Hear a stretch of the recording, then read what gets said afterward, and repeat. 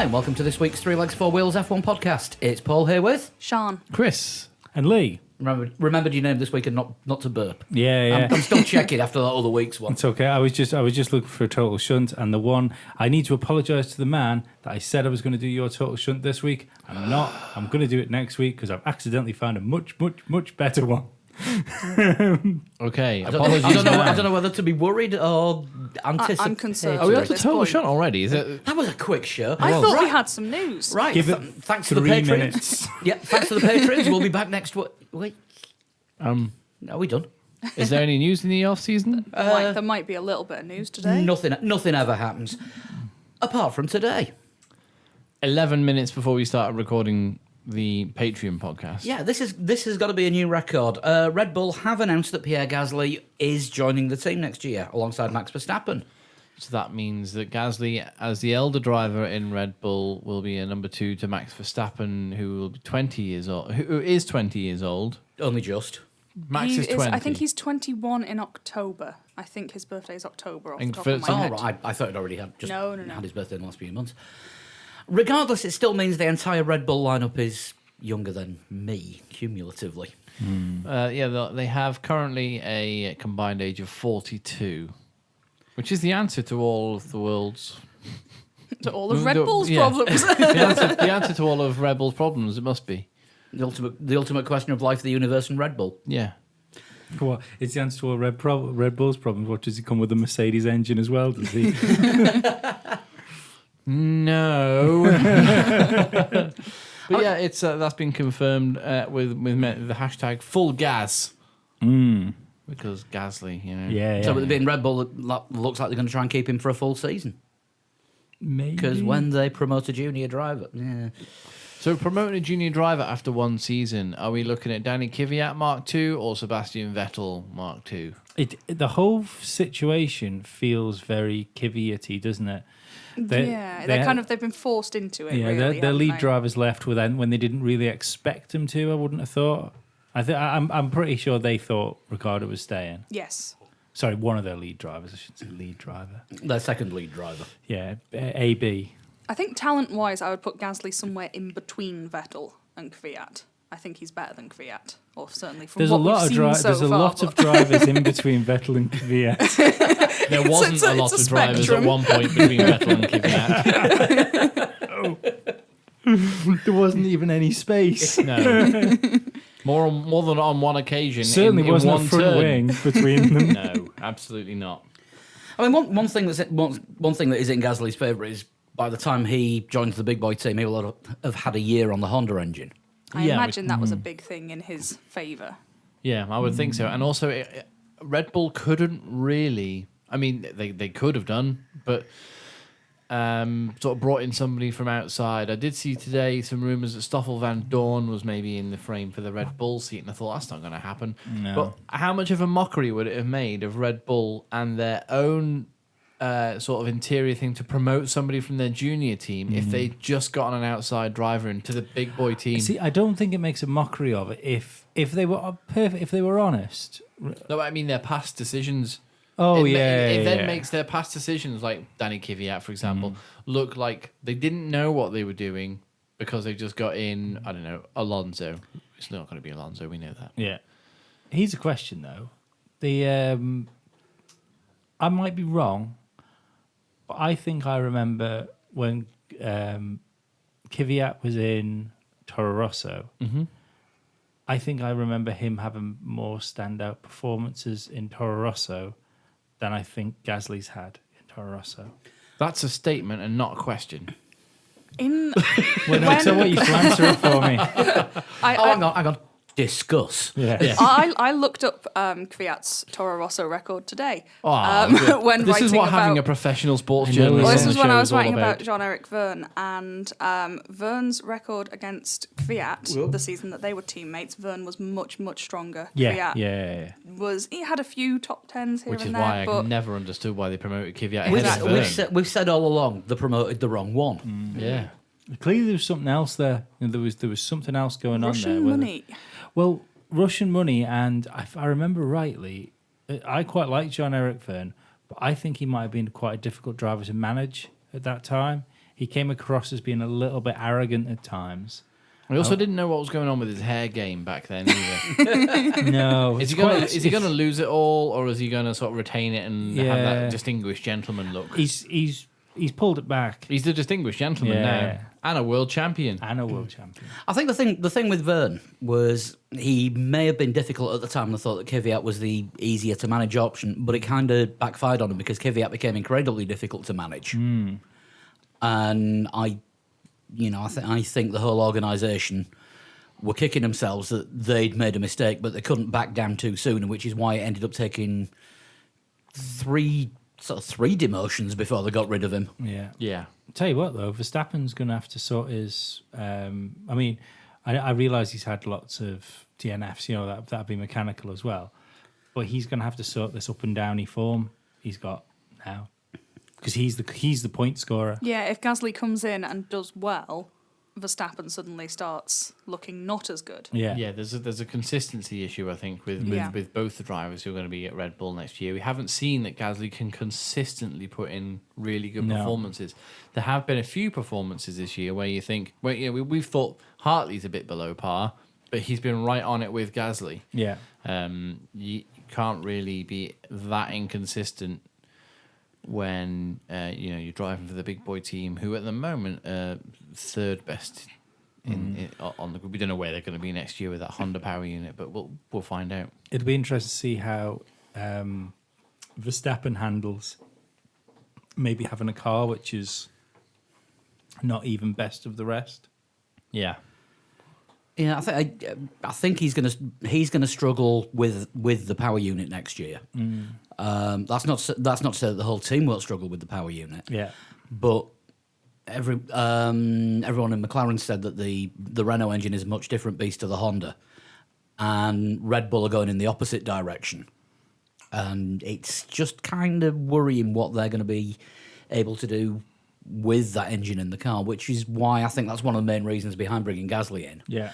Because he's managed to get a couple of good results. Fourth in Bahrain Yeah. and 2 sixth places, was it, elsewhere? Yes, Yeah. yeah.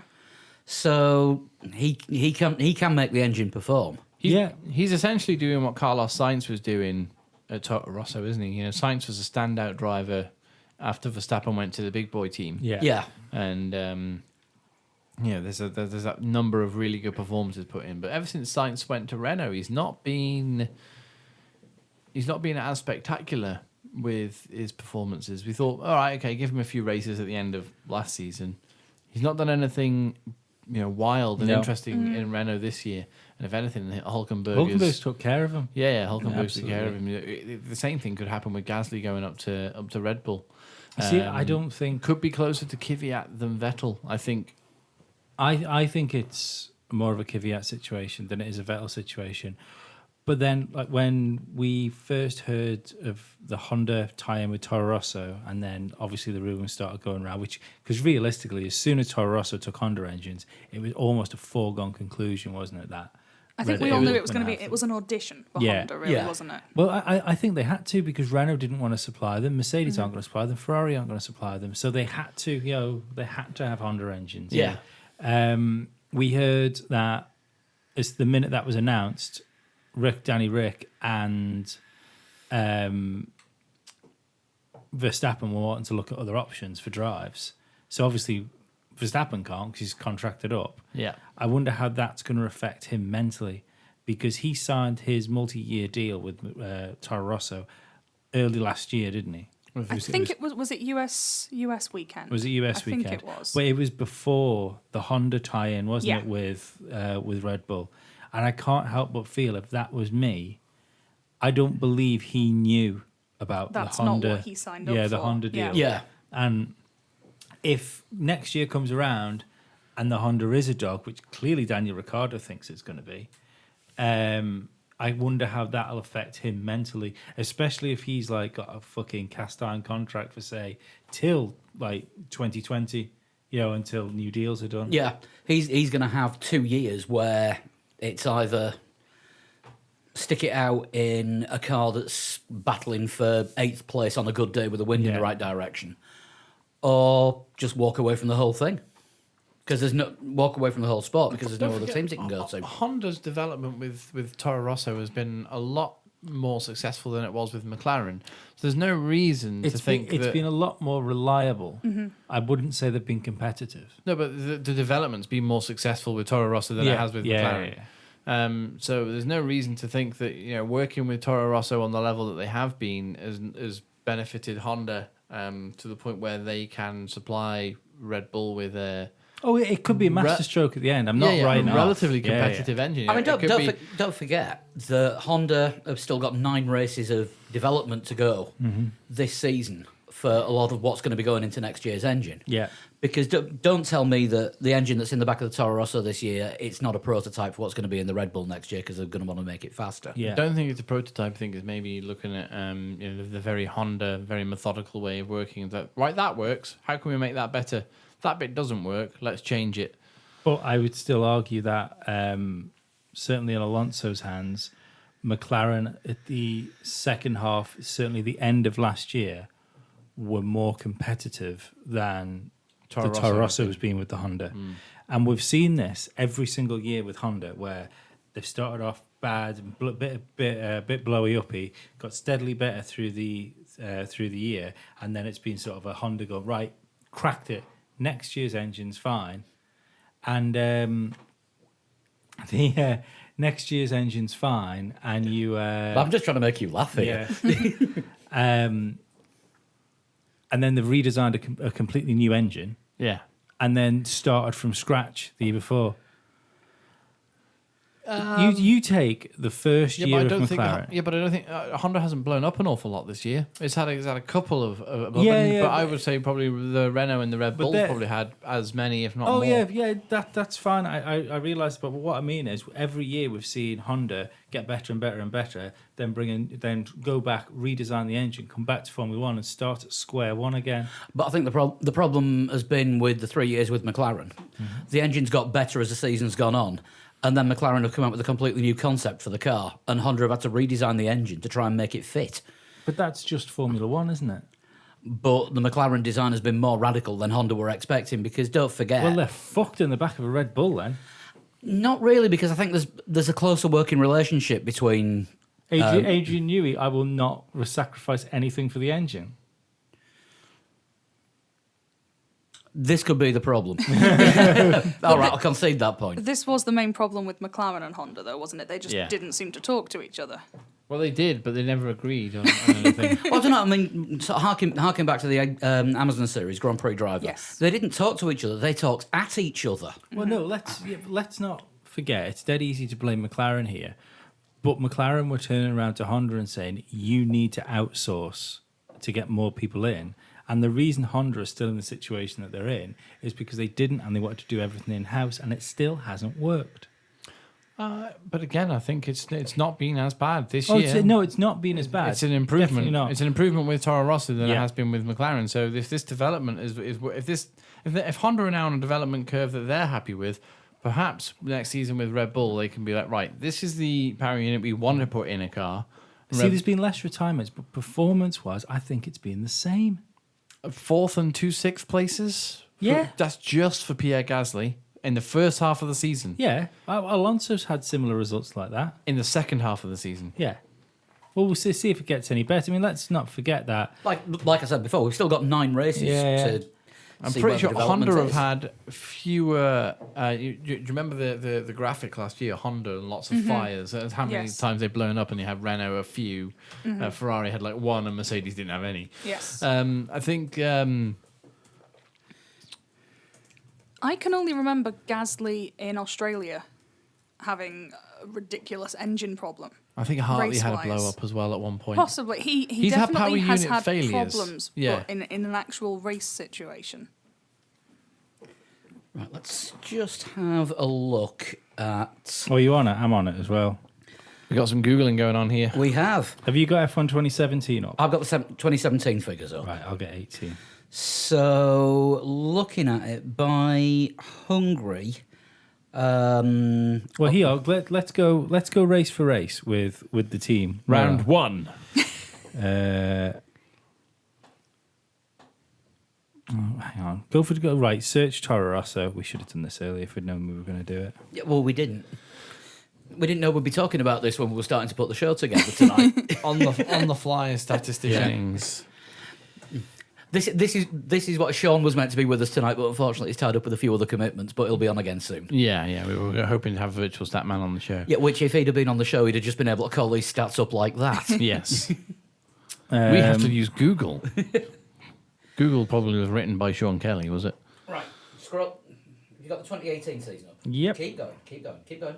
A bit further. This is great podcast material, guys. There Keep we going. go. Right. Right. So, Australia. Are you doing McLaren? Yeah, I'm looking at McLaren for comparison with the Honda engine. McLaren in Australia, we have Alonso retiring and Stoffel finishing 13th. Toro Rosso. I don't know which drivers it is. Gasly and Hartley. No, but it doesn't say which drivers are doing what. All right. A 15th and a retirement. The retirement in Australia was definitely Gasly. Was it? Yes. Right. China, Alonso retired, Stoffel retired. 4th and the 17th. If I recall, in China, was it in China where Gasly rear-ended? Oh, sorry, and Bahrain. China's 18th and 20th. That So was, they might I as think well have both Gasly retired. rear-ended Hartley, and there was a big kickoff. Oh, that's in China. Yeah. Bahrain, Alonso 14th, finished in the pits.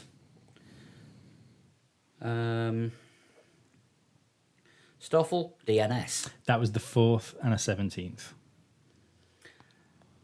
Russia, Alonso, DNS. Stoffel 14th. Russia hasn't happened this Russia year. hasn't No. happened. Spain, Alonso 12th, Stoffel retired. Retirement in 12th. Very similar results so far. Yeah. Monaco, Button retired due to And peed in the seat. and peed in the seat and put Verline into a wall at 90 degrees. 17th and a Just, 7th just and the a other, 9th. not the 90 degrees that you'd normally go into a wall at. A 7th and a 9th Yeah. at Monaco. And Stoffel retired. Canada, 16th, finished in the stand Oh, yeah. Yeah. for Alonso, and Stoffel 14th. 11th and retired. I think that was when Hartley was taken out by Lance Stroll. Yeah. Azerbaijan, first points of the season. Alonso finished 9th. Yeah. So 1, 2, 3, 4, 5, 6, 7, 8 races to get the first points of the season. It was Yeah. That's fine. But here we've got 14th and retired. in Azerbaijan. Yeah. Austria, retired in 12th. 11th and retired. Britain, retired in 11th. 13th and retired. Hungary, 6th and 10th. 10th and 14th. So it is pretty Oh, closely sorry, matched. sorry, 6th and 11th. Sorry, I was going Germany. Obviously, you haven't got a Germany. Have There you? isn't a Germany on this one. Here, it's 10th and 14th, and there's been 1, 2, 3, 4, 5, 6 retirements. How about points finishes? 1, 2, 3, 4, 5. 3. Yeah, but when you look at the results, I mean, don't forget some of the Toro Rosso points here, like the 4th, for instance, and Canada were with Canada. Sorry, Canada. Were with massive shenanigan races. We've had so many shenanigan races this year. Bahrain wasn't shenanigans. He qualified 6th and finished 4th. Oh yeah, no, that's fine. That race is fine. Yeah, he got himself in the position. He finished there. But we've had so many shenanigan races this year, and I'm not saying that McLaren were doing much better than Toro Rosso. Yeah. I'm simply saying they're not doing a whole different. But then No. again, I think with Toro Rosso this year, most of their retirements have been shenanigan based as well. Gasly, I think, was taken out by someone in France. They hit each he was other in part China. of the, he was part of the Yeah. 3-man pilot, Stroll wasn't he? took out But Hartley. it's always Leclerc been. took out Hartley in Monaco. They've had a lot of incident. But it's mostly been Hartley's retirements, yeah. So when you look at like the non-point scoring finishes, if it's mostly been his retirements, then you've got your best driver there that couldn't finish in the points out of the two of them. Which is the same with McLaren last year. Same with Yeah, McLaren of course. last year. But all I'm saying is that there isn't because the cars aren't blowing up, which is good. Yeah. I think it gives a false impression of improvement. And maybe Honda are running the engines more conservatively now to get them to the end. Maybe. So I think that's where the likes of the 7ths and the like the 10th and the 7th and 10th is probably them like looking into some situations because their car isn't blowing up. Like Alonso, if his car would have been better in Azerbaijan, he thought he could have won it. But the question there is the car not blowing up a comparison between the way McLaren work with Honda and the way Toro Rosso work with Honda? Could be, but I genuinely believe it's more of a saving face thing to make it look better. I think they're just running the engine more conservatively, which has got it. Realistically, you've got to finish a race, haven't you? Oh yeah, of course you do. But the yeah. difference is, just scoring a point to Toro Rosso is a good job. McLaren weren't there to score points; they were there to try and win races. Yeah, they were, and failed miserably. Yeah, I think a better way of looking at it is, and I don't have these figures easily available, is the number of penalties for failed replaced components. Yeah. Between the two over the course of the year, and I think McLaren suffered more from definitely. more I component thought so. failures last year than Toro Rosso have this year. Mm-hmm. And obviously, you can't really compare like for like when you've got penalties involved. the penalties involved, although McLaren would have been suffering a lot more with the penalties last year. I think it'll be interesting to do this at the end of the year. Don't forget, McLaren overall had a better driver lineup last year than Toro Rosso got this year, Yeah, just by dint of having Alonso in the team. But if it still takes him 7 races to score his first points with the way that's put together, yeah. it's not, that just shows how bad a whole setup it was. Yeah. But, I mean, Oh, no, it's worked out better for everyone, hasn't it? Really, Honda are happy because they're going to be supplying Red Bull and Toro Rosso. McLaren are happier that they've got the Renault. They're getting points. Yeah. These more next points. these next 2 years are going to make or break Honda's future in Formula One, because if they, I think Red Bull have to give them, they've got to give them 2 years, really. Well, they have. That's the Yeah. deal they've signed. If they put an absolute dog of an engine in the back of the car, I think that is the last we'll see of Honda in F1 for 15 years. I think it's the last we'll see of Red Bull. I think Honda will buy Red Bull. Either Honda will buy Red Bull or they'll become Aston Martin. Yeah. I think it's more likely to become Aston Martin, because I think this could be the thing that sort of finishes Honda in Formula One for good. Well, I think Honda will just say, we are providing engines and cars for tin tops, and we're doing bikes. We're good at that.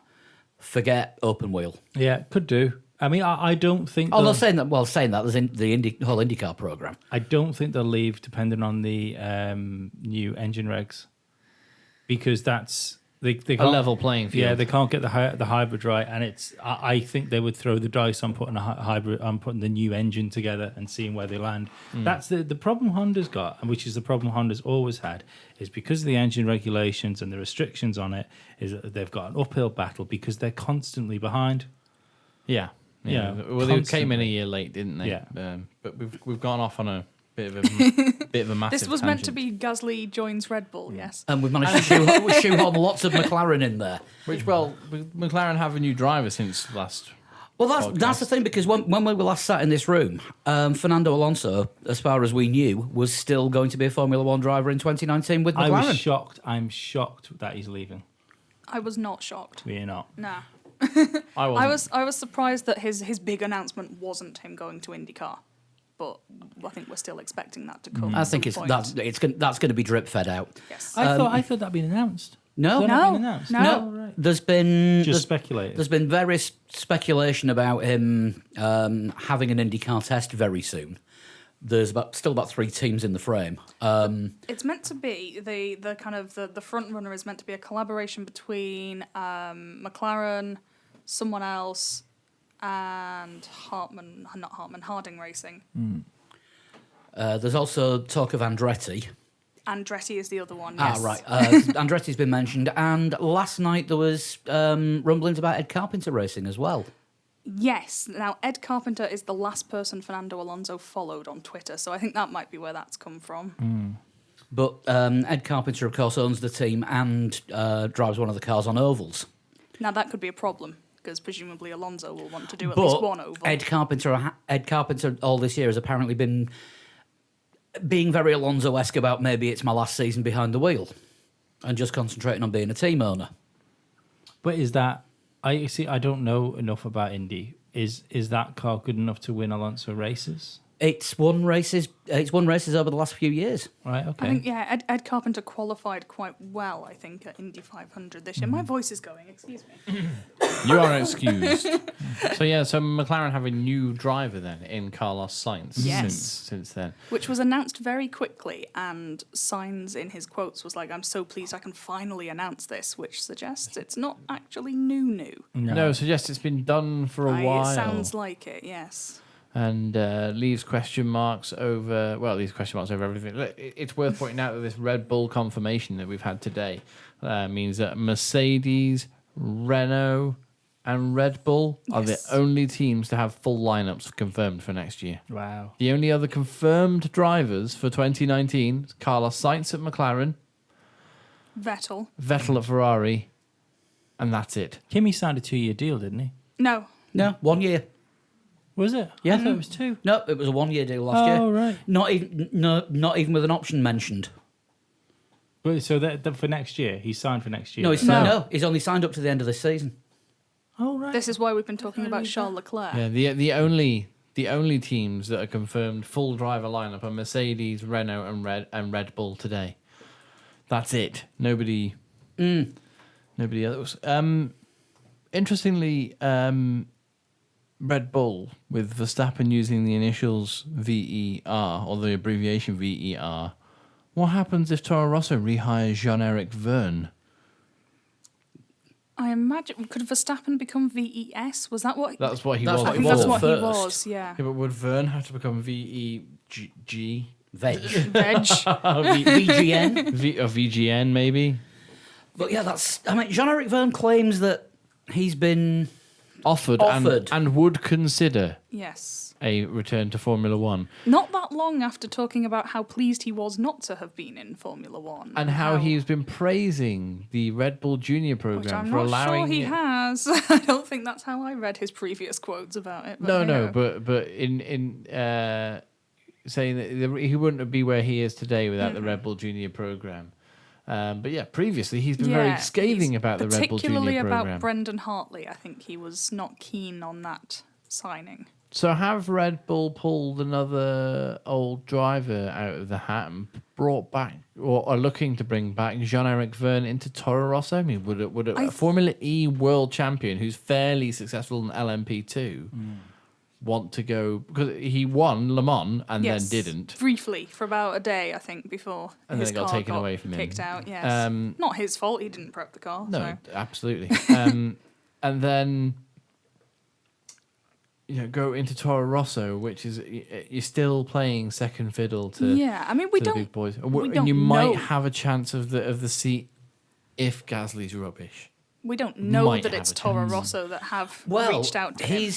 Jean-Eric Verne's actually been quoted as saying some journalists have made quick conclusions surrounding his potential return, and nobody from the Red Bull organisation has been in touch with So him. probably not Toro Rosso then.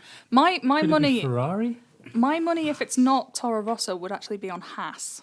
Yeah. Because he has previously been a test driver with Ferrari for a few years.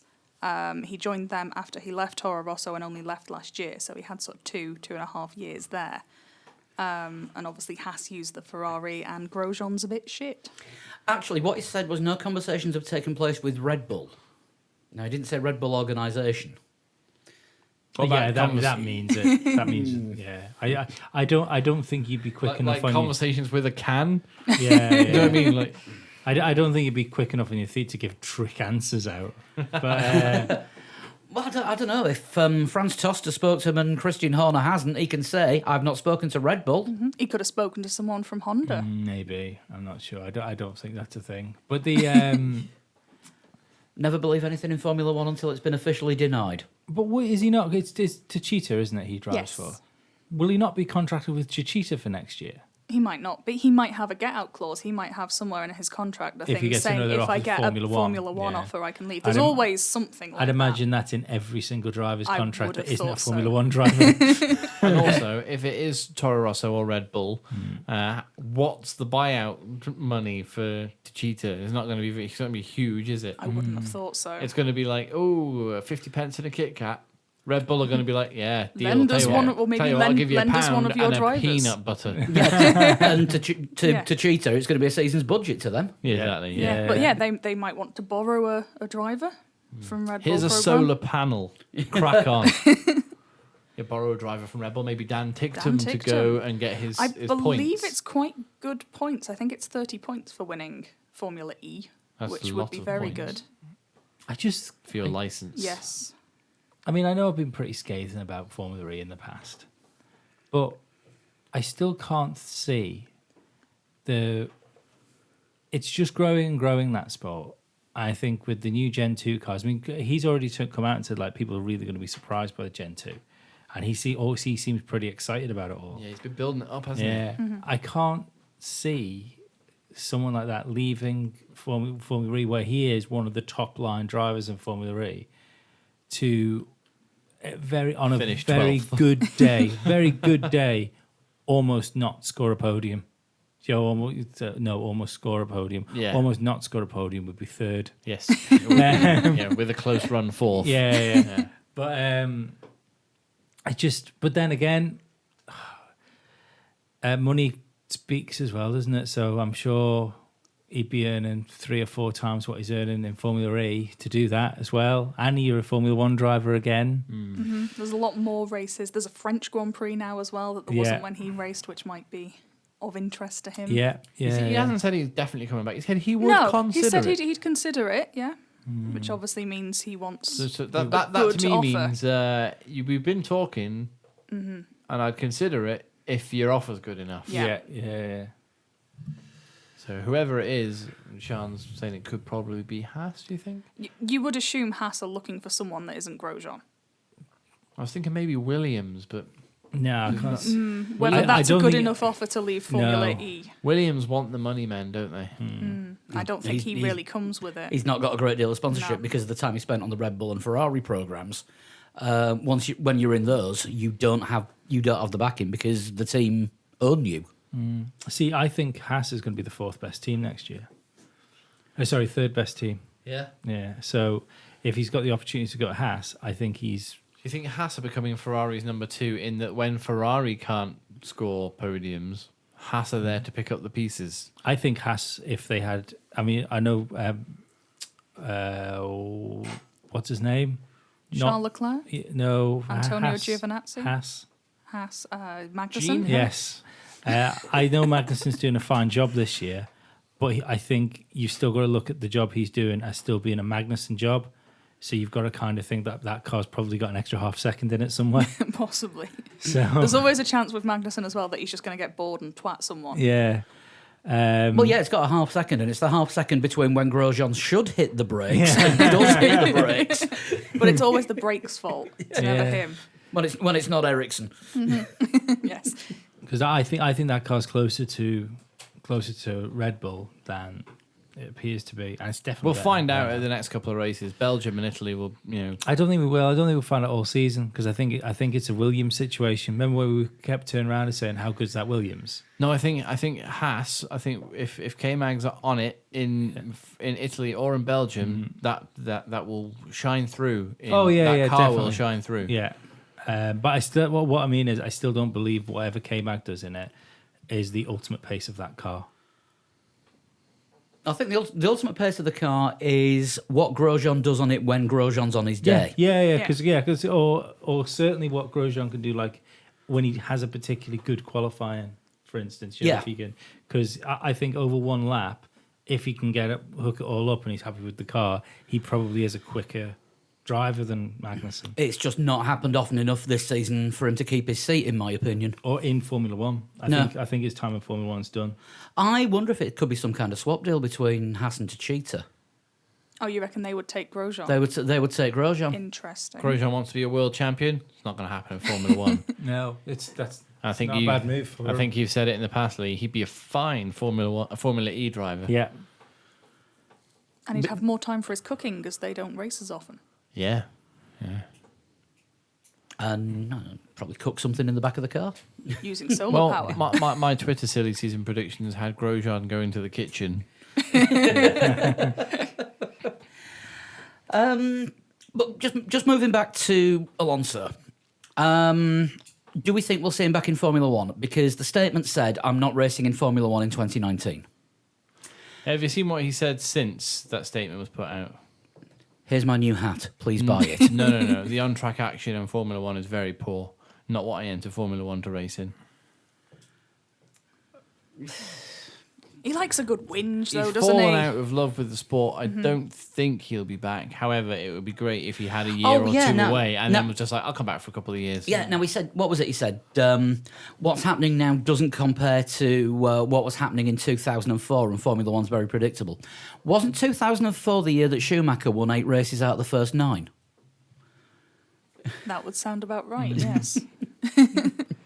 Probably. But his statement is love video that he put out on social media. So I've seen Which somebody actually remixed with an Adele track. Yes, that was brilliant. I've seen you change sometimes for the good, sometimes not so much, with the focus very much on a Renault engine when he said that line. Zoomed in on I think it was the engine that must have won in the World Championship one of those 2 years. Well, it strikes me as a massive strop because this is the first Renault period where he's had dealings with having a Renault in the back of the car that's not got him a win. It's not. I don't think it's a massive strop when you consider the years he's had. He was a last V10 world champion. No, I Literally last of the greats. How old is he? 38. Yeah. I think he'll. 37. Is he? I think pretty sure he's 37. I think he'll do is who knows if he does a full season of IndyCar or whether he just does the one off and keeps doing the World Endurance Championship for a year. He might drive for Cheetah next. We never know. I wouldn't mind betting he finds himself with the waiting to see what Formula One does next year. Yeah, with the aero regs, see if you can race better, see if it punches the pack up a little bit. Sees if McLaren can get its shit together, with the idea of coming back in 2020 for like a bedding in year before 2021's new regulations. And McLaren have put out an interesting video today, haven't they, of the McLaren paddleboarding. and Kimoa Yes. of Lando and Nando paddleboarding across the lake at the McLaren Technology Centre. Which is now safe to go in because they removed the piranhas when Ron left. Yeah, with Komoa branding all over the place. Yeah, and now Lando is wearing lots of Kimoa stuff and has put a Kimoa towel out wherever it is he's gone this afternoon. So I have a theory behind this.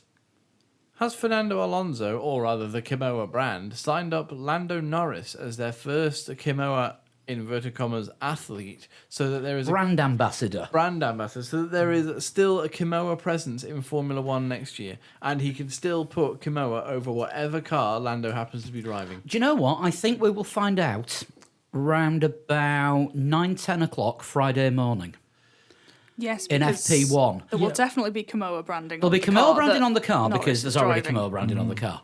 Will there be Kimoa branding on Lando Norris's helmet? And his hat. Yes, And his hat. because there's Kimoa branding on Stoffel. Stoffel, so that means that the Kimoa Is McLaren deal sponsorship. is yeah. McLaren and drivers. I believe, what is it? Kimoa are the official surfwear provider So of McLaren. Yeah, it won't show anything, but yeah, he'll be there. That's Well, why I it'll think show more if he's wearing a Kimoa Yeah, hat. if he's in if he's got post-race a Okay. Lando interviews. cap. We will find out when Lando Norris steps into the cockpit of his F2 car what's on his helmet then, if there's a Kimoa logo on there. Oh, there's F2 Yeah, at Belgium yeah. as well. Yeah, he's Yeah. busy boy this week. yeah, So we'll find out. We'll still find out Friday morning when F2 practice happens yeah. if Lando's got Kimoa logos now on his F2 gear. I don't think he will do. I think it's just a McLaren thing. But we've also got rumours that Ocon's going to McLaren next year, haven't we? We might as well have a chat about that. Yeah. Maybe it's a social media rumor that sort of, Ocon was going to Renault and then they surprisingly signed announced Danny Rick. Toto Wolff is pretty desperate to make sure Esteban Ocon stays in Formula One. He's doing a lot more to keep Ocon in Formula One than he wants to keep Verline in there. Verline's still doing all right though in DTM, isn't he? And his name has barely come up this silly season. Yeah. 2 years ago, this weekend. He'll form a new team with Nick De Vries.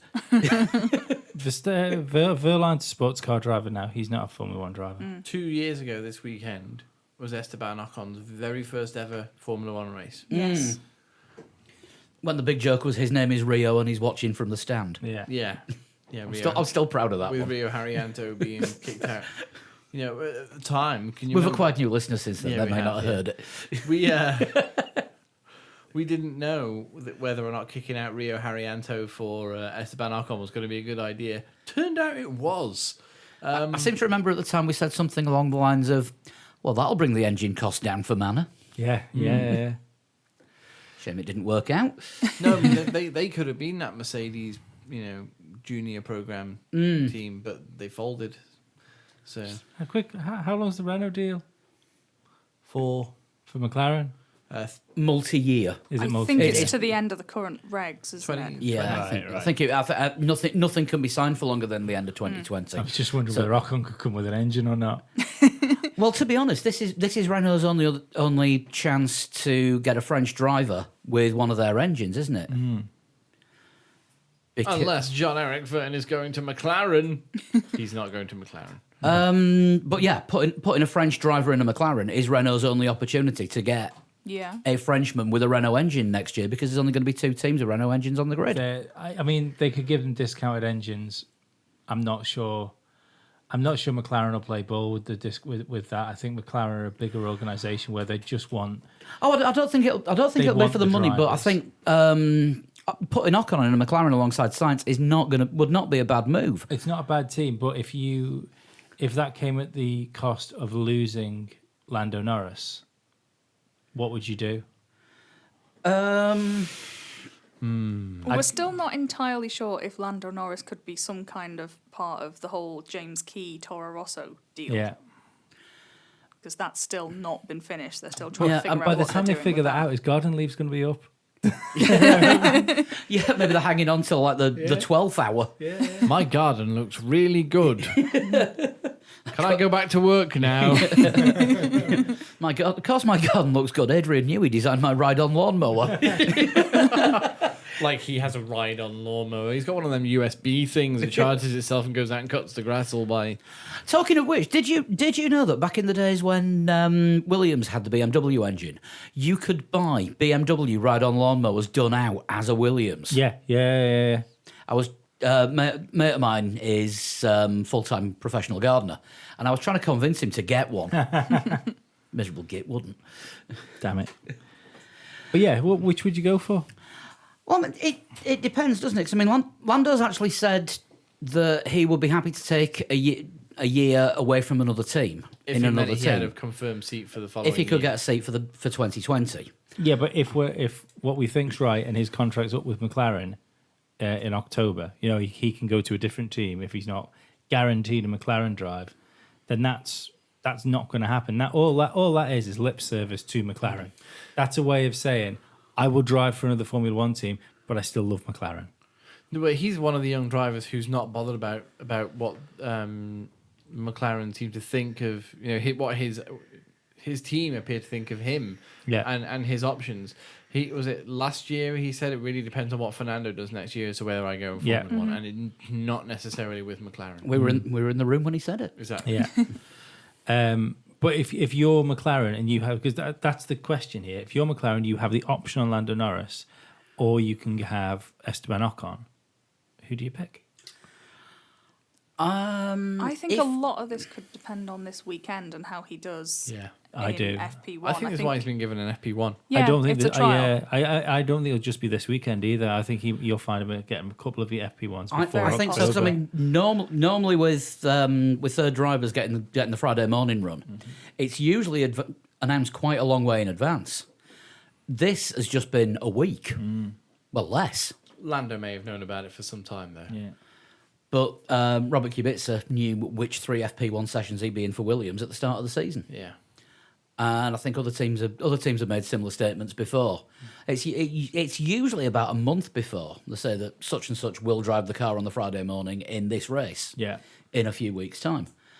I'm telling you now, if it's Ferrari, Mercedes, Red Bull, Red Bull, Lando, Yeah. that's alarm bells right there. Do you know Yeah. what I mean? I don't even think it necessarily matters where he is.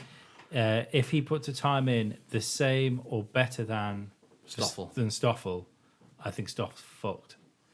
I think Stoffel's fucked anyway. But I think it sounds over the top to say it like this, but realistically, it's right that since Ocon turned a wheel in Formula One, and we went, ooh, Yeah. he's been in steady decline. No, I think he was all right in his half season at Manor. Yeah. He was better in his first season at Force India. Yeah, Yeah. but he's since been off.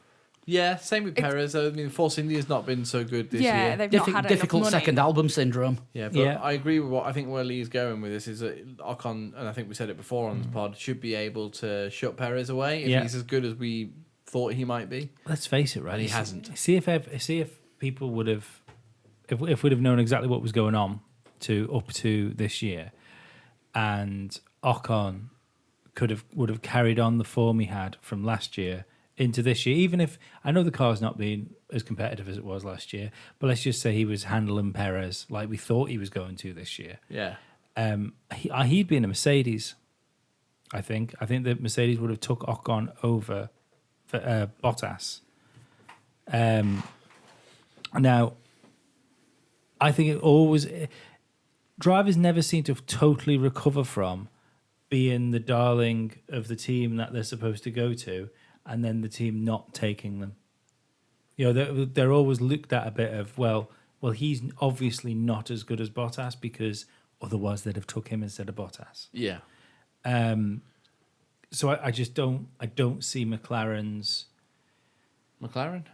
Yeah, I don't see McLaren's like sense in taking Ocon, where they've got it. I mean, Lando's an intangible. He could end up being another Stoffel, but if he doesn't manage to get his way into Formula One, let's say Toro Rosso don't take him, something happens, so McLaren end up shipping him off to Super Formula, they might just by default make another Stoffel. That's the thing. They've put a lot of time and effort into developing him up to this point. To overlook him for someone else's young driver seems a little bit counterproductive, really. Yeah, It's not the point of having No, this young driver program. they might have spent millions on developing Lando Norris for Red Bull to get a new world champion. Yeah, exactly. Yeah. It's not why you do that with young drivers. You do it to put them in your own car. I mean, if it wasn't for that multi-year deal with Renault, and there was a chance that Ocon could come with a Mercedes engine, then I would be fully like cards in with Ocon's going to McLaren. Yeah. But yeah, I think I can't wait to see what Lando does this weekend. Talking of this weekend, should we start looking at this weekend? Because we actually have a preview to do. We don't actually have a preview. It is race weekend. Yes, F1 is back. Quickest summer break, I think, for ages. Well, it's only Because there's 4 been weeks. actual news. Yeah, I think it's because stuff's happened during the break that we weren't expecting. And also, we had 3 back-to-back races, didn't we? At one point, that got a bit too much. Got to had a Yeah. rest. Yeah, it was good to have the 3 weeks off. Yeah. But yeah, it really hasn't been a break. There was a quite interesting test. Then there was Ricciardo. Then there was Alonso. Now it's Sainz and Gasly. It's been pretty constant. So enough to keep our interest. Yeah. Yeah, they're all back in the factories this week, so expect, if there are any more driver announcements before the weekend, expect them all to be tomorrow. Well, we'll be standing by with the spare microphone and ready to record a drop in, Just in case. Just in case anything is likely to happen. Here's a jump cut, and if there wasn't a jump cut, There's We're still no going. news. there's no news. We have to. It's great when we have to future-proof our own podcast for the following morning. So yes, the Belgian Grand Prix. It's one of my favourite races I of love the this season. circuit. It's always a good race, isn't it? Or I it's love the rare weather. that it's What's a the bad weather race. saying at this circuit, do we think? Ooh, I haven't looked up the weather. I will do that. Do you want to be in charge of weather? I'll have a skeet for the weather. Because that could be hero or villain come time we do those predictions. I mean, one thing that's been all over the media today is it's 20 years since the most chaotic start to a Formula One race ever. Yeah. And the one that brought in the rules that now if it's wet you have to start behind the safety car, because in 1998 they didn't. Yeah. Yeah. Also, not every car started on wet tyres, did they? Yeah, they did. It was throwing it down. Right. Saying that, though, we've had a couple of wet race starts that I think show that they might have relaxed that slightly. I think they have for this season, but certainly up to the end of last season, it was you've got to start behind the safety car and then create a dry line. I think there's definitely been a case of like maybe under the new ownership of right, we need to sort this shit out because we're looking a bit stupid here. Yeah. Currently, it looks like it's going to be sunny on Friday, wet on Saturday, cloudy on Sunday. Oh, wet qualifying. You might as well ask my cat as look at that now. This is the thing. It is still a way out, isn't Yeah. it? So that will probably change, but that is what it currently is looking like, which will be fun. Bit of everything, something different each day. So going into the race, we have 4 previous winners on the grid. Ricardo, Alonso? No. Is he not Ricardo, one? yes. Hamilton. Hamilton, Kimi. Vettel. And Vettel. Yeah. Well done, Sean. Got all Well, of them. guess who's looked it up today? Guess who's already getting the groundwork done for writing the preview before the weekend. So yeah, 4 previous winners. If that was 20 years ago, does that mean it's 10 years ago since the Raikkonen Hamilton let's not pit for wet tyres at the end of the race, let's go ice skating instead? And Hamilton got disqualified for, was it track limits or something? Or dangerous driving? Possibly. Let's was, have a look. Hamilton ended up finishing third as classified because he went through the chicane. 10 seconds on the Oh, is that official the one he classification won behind and then- Massa. Yeah. Yeah, he won, and Nick Heidfeld promoted to second. Oh, so nearly. But Well, that in would a have just world of disappointment. that would have been the most Nick Heidfeld thing ever, wouldn't it? If his only win had come because of someone else's disqualification. And still didn't get to stand on the top step of the Yeah. podium. Yeah. Yeah, that was the 2008 race. So we're due another classic then. I just 98, realised ding. that Nick Heidfeld is due becoming the next posthumous world champion. Just to wrap up his life. Yeah, not even the first one either. There's already been a posthumous world champion. Jochen Rindt. Yes. Yes. Yeah. Yeah, Jochen Rindt. It's an odd circuit, is Belgium, because it's power and chassis in different places. Mainly power, because in years since we've been doing this podcast, Belgium and the race that follows it, traditionally Italy, power circuits, Yeah. and Mercedes have just wiped the floor with all of the competition. Might be different this year because that because- Ferrari engine's probably the best engine on the grid. Exactly. It's looking like the Ferrari might have a little bit of jump. Excuse me, on the Mercedes. If we can get a clean race, because it's fucking weird how this happened. It used to happen with Nico Rosberg and Hamilton, didn't it? Where all we really want is a clean race between Vettel and Hamilton. and they'd be 5th And and it- 7th. Yeah, and it keeps being stolen from us. So I think a clean race here, even if the Ferrari is a little bit quicker than the Mercedes, I think Lewis is good enough around Spa to balance that out a little bit. And going on what the qualifying weather conditions could be, we know Lewis can qualify well in the wet. Yeah. Also, Kimi's a fucking master around Spa, so don't Yeah, put yeah. off a Kimi win. It could happen.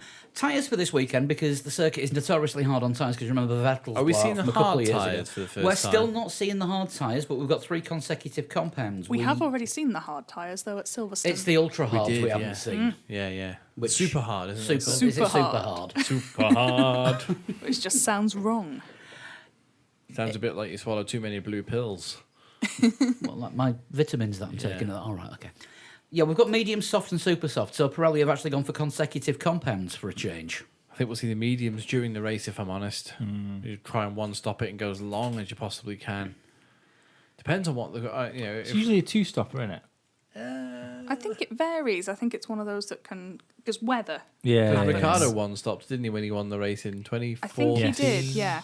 I can't remember because it was a couple of weeks ago when the tyre compounds were announced because Pirelli obviously had nothing else to do and wanted to go on holiday. But I think Mercedes have gone quite heavy on the mediums. I will find out. Also, that Mercedes car does tend to like the mediums. They do all their Yes, testing on Bottas in medium particular, tyres, I don't think, they? seems to be able to make the mediums work quite well. Yeah. And of course, the Pirelli emails come into a different account that I don't have access to on this computer.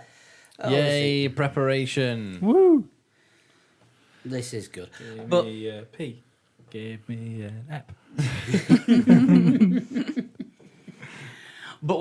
I'm sure we'll be able to find Yeah. the tyres somewhere. I'll have a look on Twitter. That's usually good. I wrote about it. I definitely did something about tyres.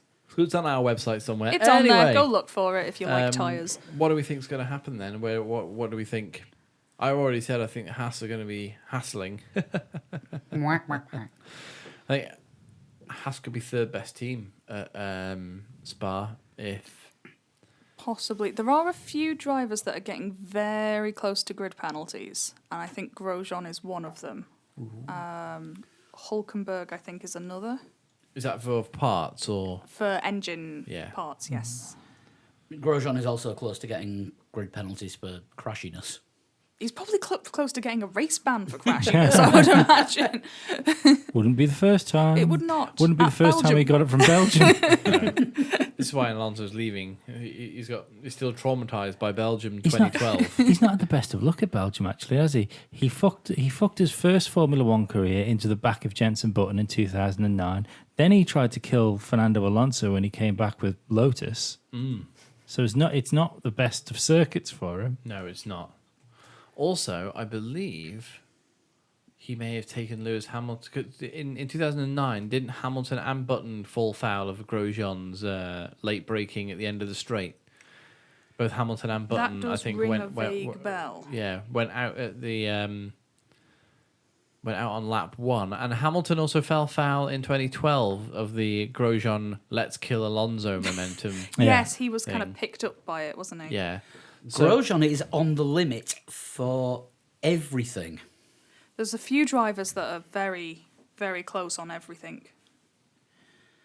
Grosjean is on his So Last watch it. chance. Yeah. third combustion engine, third turbo, third MG U8, Final contract. Last team. second MG UK, second Control Electronics. Second cookbook publishing deal. Yeah. So when he has to sit out a race after he gets his penalty points, then he can write his second cookbook. Yeah.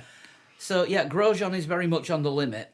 I His- mean, obviously the one that suffered the most is Brendan Hartley, who is into the 6 and 5s of everything. I think Gasly's about the same as well, because Honda have been... Gasly's only on 5s. He hasn't hit a 6 yet. Brendan Hartley is the first driver to hit a 6 this season. Can I just give you a quick read through Formula One cricket now. Grosjean's record at Belgium? Retired. This should be fun. Retired. 8th. Retired.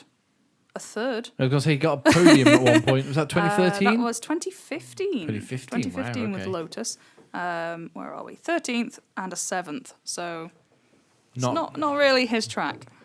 Tell you Is what, it- he track isn't it? his track. This episode's a treat for all the stat fans We're doing what Sean would have been doing, just not quite as good. without checking. Yeah. So basically, when it comes to Belgium, Grosjean is either feast, famine, or fuck up. Yeah, one podium, lots of crashes. I'm going to continue the theme of crashes, I think. No, to be fair though, he has turned his form around, hasn't he? Was it what happened to him last week? Did he do well? He did well. He got He's points. I think it's been 3 of the last 4 he's got points, including a 4th. And Was I that think in that Haas Austria? car could be pretty handy. I think it'd at be very Belgium handy. and at Italy. I think. I think it's got a good chance of being best of the rest here. Yeah. Yeah, fourth in Austria, retired at Silverstone. 6th Was it in Germany. Silverstone that he careered into Signs and they both ended up in Yeah. the gravel? Yes. And 10th in Hungary. It's all right. So his 3 points finishes have all been in the last 4 races. Now, has the summer break lost him his momentum? Or has it given him time to think, I You can say carry that on about doing anyone, this? can't you? Say that about any driver. But Well, no, I it's think usually a barrier that stops his momentum. Or another car. I think it only Or stops. Ericsson. It only stops his momentum if he has a bad race because realistically, he's still got the momentum. He should be still nice and happy. Do you know what I mean? So his momentum only stops when he fucks up. So if we think Haas might have a good race, what do we think about Sauber then? I think they might is another sort No, of I Ferrari think that engine. car's too far off. Yeah, the actual chassis side of Yeah. it's too far off. Yeah. I think we'll see a Sauber in Q2. Yeah, well, it'll be a good showing of Charles Leclerc doing an excellent qualifying and then falling rapidly backwards during the race. I think Sauber, when you talk about their chassis strength generally, I think they might be one that have already stopped developing this year, Yeah. because since Ericsson had the fire, which wrote off his chassis, he has gone back to chassis number 1. So they've obviously not bothered making a new one. They've gone back to a previous spec. So that It would might be make what's going on sense. with them. Yeah. Yeah, I don't think we'll see Leclerc in the points. I think we won't see him last, No. but I think they'll both be outside the top 10. I think they'll be just in front of Williams. Probably. That's assuming that Williams actually make it all the way around. Saying that, Toro Rosso will probably have a fucking mare, given the Honda power. One thing that we will get to see, though, is something that was talked about at the start of the season with the Halo, and Eau Rouge being the most difficult corner on the entire calendar to get round with Because the of Halo the one. elevation Yeah, change. Yeah. I'm going with what George Russell said when we interviewed him, that it doesn't make any difference to Eau Rouge, and if anything, it helps you because the sun's not in your eyes. Possibly. Could well be the case. Assuming the sun and not rain. Yeah, but I mean, like everyone that turns around and says like, "Oh, you won't be able to see going up Eau Rouge." Can't see anyway. But he's the first driver I've heard speak about it. Yeah. So I'm taking the driver's opinion Yeah. because he must have driven the sim, with the Halo on. I would imagine they all have Yeah, by now, doing you would the- hope. And you'd think that would be one of the first tracks you try it on because they're not stupid. So Yeah. I don't think it's going to make any difference. I wouldn't have thought so, but I'll tell you something. After watching the Robert Wickens crash in IndyCar this weekend, Halo's a damn good idea. Absolutely, yeah. Ryan Hunter He'd Ray. have been dead. Yeah, Ryan Hunter Ray would have been dead if Robert Wickens' car had hit the helmet of Ryan Hunter Ray. It just went just above his helmet and took the camera off the top of the car. Yeah.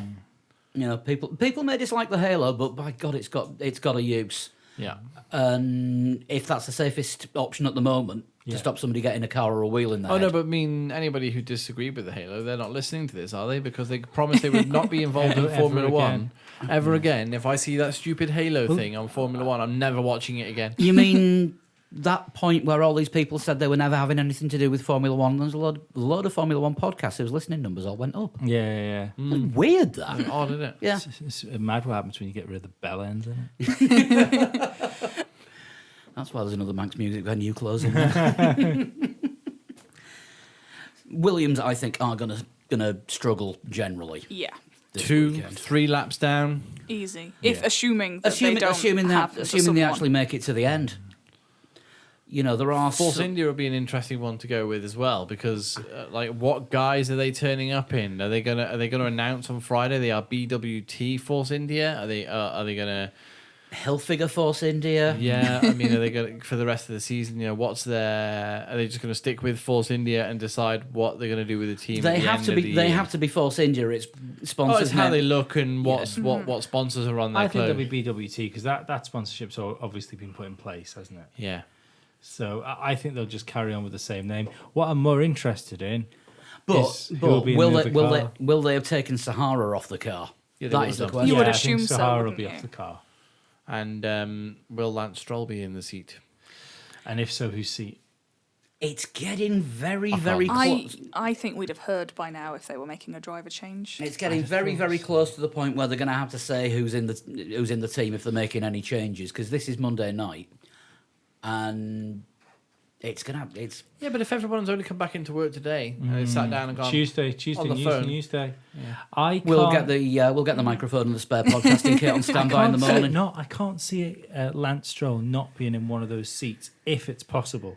Depending on what the contracts are with the drivers, because it's a no-brainer. Your dad's just bought a team. That team is much better than the team you're in. Yeah, but there may it's- be a case where Force India have got Ocon in the car, and Toto goes, just in case you're thinking of putting Lance Stroll in your car.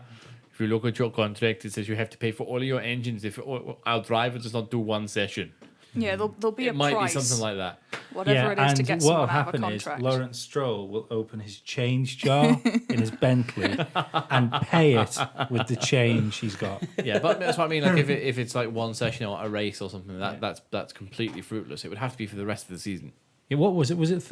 It was 30 million, wasn't it? That Yeah. Lance, the thing deal, regardless of how it was Yeah. split up. Yeah. So, if he's paid 30 million to get Lance into Formula One. He's then going to pay. Now that's the thing. He Williams. hasn't. He's only paid 25 so far. Yeah, but he'll still. That would still be a deal which he will have to pay up, and probably because they're splitting the deal off early, he'll probably have to compensate Williams for doing it as well.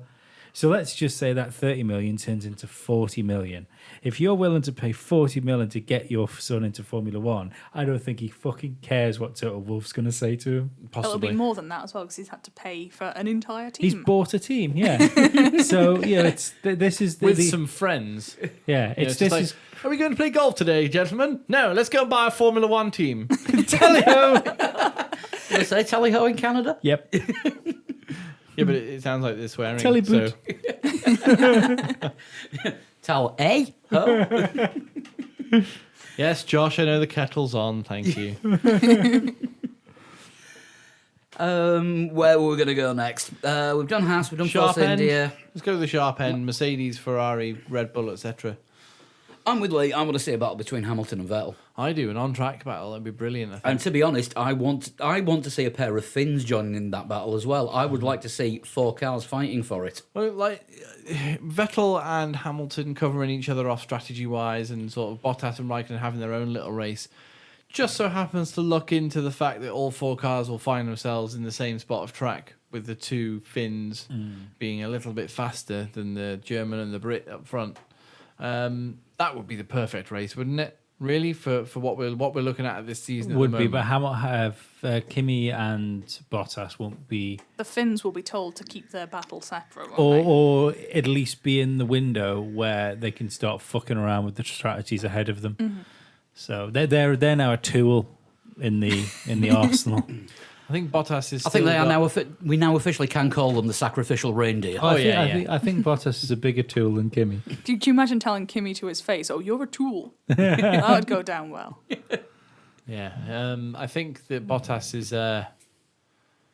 If he finds himself in a position where Lewis is fighting with Ferraris and Bottas is ahead, I mean, Valtteri, can you just disappear into the distance just a little bit, and might find himself sort of by pure luck winning in a position to win a race.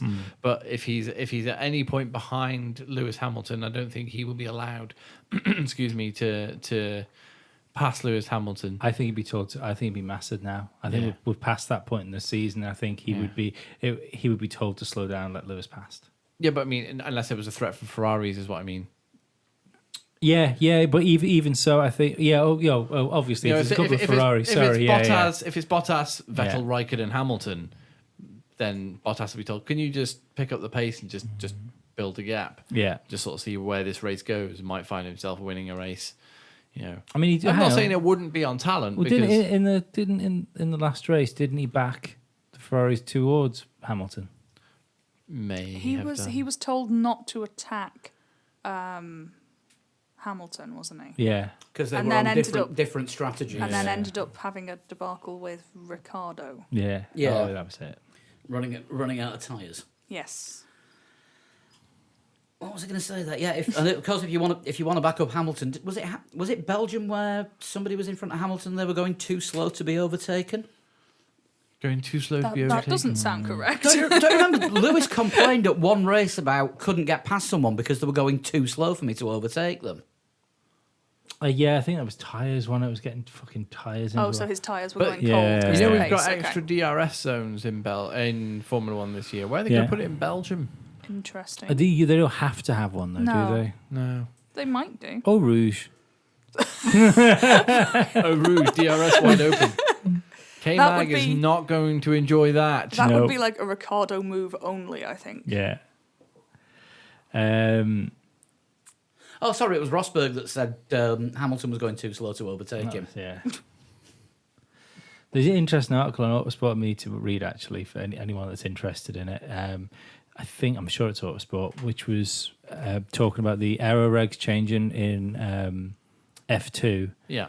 and how they've got more aero now, but it doesn't seem to have affected F2 in the same way aero affects Formula One. They still seem to race each other. And why the fuck is that? Well, they're all basically in the same car, which helps Yeah, keep yeah, them yeah. closer together. because the exhausts are in the same place and they're not spitting out dirty air Yeah. directly into the path of somebody else deliberately. No, but I think it's more an article about why Formula One can't fucking fix this. But now going back to the preview, I think we'll see the Ferraris on top in a rain-free, usual sort of dry session weekend.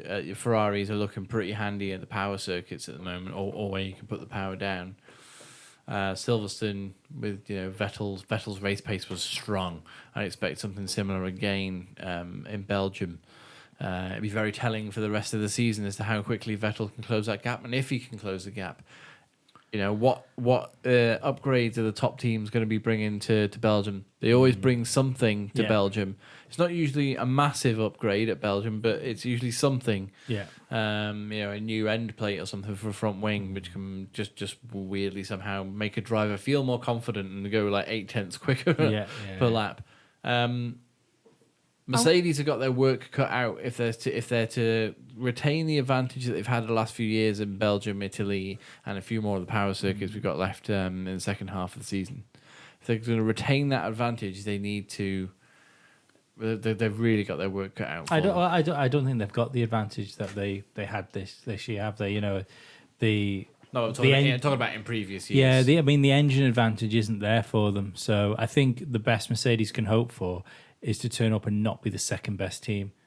The best they can hope for is to turn up and it be one of those races where there's not a lot between Ferrari and Mercedes. Yeah, although I think Ferrari probably have this one at the moment. At this moment in time. At this moment in time, the only thing I'd question is Vettel's big problem seems to be Vettel at the minute, not Ferrari. Yes. And I do wonder what a whole summer break of him sitting around trying to work out how he's not leading this world championship. Was it might 24 be one way points? or the other, mightn't it? He might have been Oh, it spending might, 4 yeah, weeks kickstart, stewing, or yeah. he's had 4 weeks just to switch off and reset. He's a very private man, isn't he? Yeah. Sebastian Vettel, so we don't really get to see He any of doesn't him on social media or Instagram anything. and all No. that lot. No, what was it? Lewis Hamilton said he follows him on Instagram, and Vettel was surprised because he doesn't have one. He follows someone Yeah, well, I'm called following someone Sebastian with your Vettel. name. Yeah, there's plenty of fan accounts and stuff like that. Bloody hundreds of them.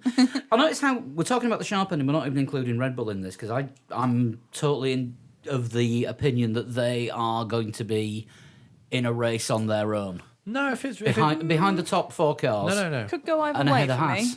I don't think they'll be ahead of Haas. I think Haas might have them. I think Haas might have them in this particular race again in a normal race situation. If it's damp or if it has been raining, that's an equaliser for Red Bull because Particularly power for all of a sudden, Verstappen. particularly Verstappen, all of a sudden power isn't an issue.